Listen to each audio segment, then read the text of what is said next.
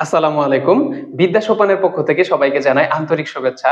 চলুন আজকে আমরা আলোচনা করব পূরক কোণ এবং সম্পূরক কোণ নিয়ে। প্রথমেই চলে আসি, পূরক কোণ কাকে বলে? খেয়াল করেন, দুটি কোণের সমষ্টি যদি 90 ডিগ্রি হয় তাহলে তাদের পরস্পরকে পূরক কোণ বলা হয়।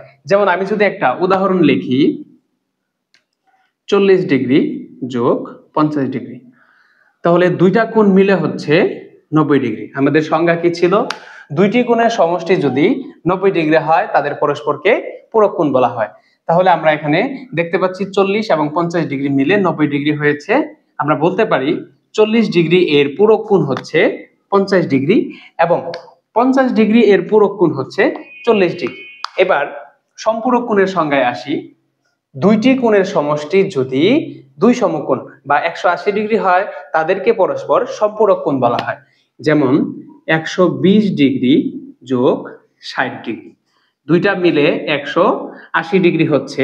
তাহলে এখানে তারা পরস্পর সম্পূরক কোণ, অর্থাৎ আমরা বলতে পারি 120 ডিগ্রি এর সম্পূরক কোণ হচ্ছে 60 ডিগ্রি এবং 60 ডিগ্রি এর সম্পূরক কোণ হচ্ছে 120 ডিগ্রি।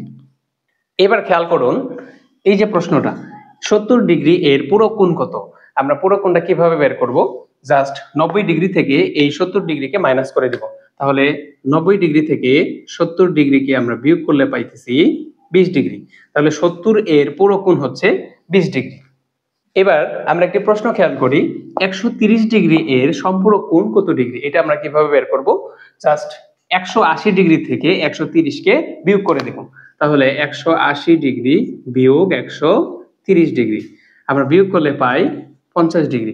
তাহলে 130 এর সম্পূরক কোণ হচ্ছে 50 ডিগ্রি। আজকের ক্লাস এই পর্যন্তই। ধন্যবাদ সবাইকে।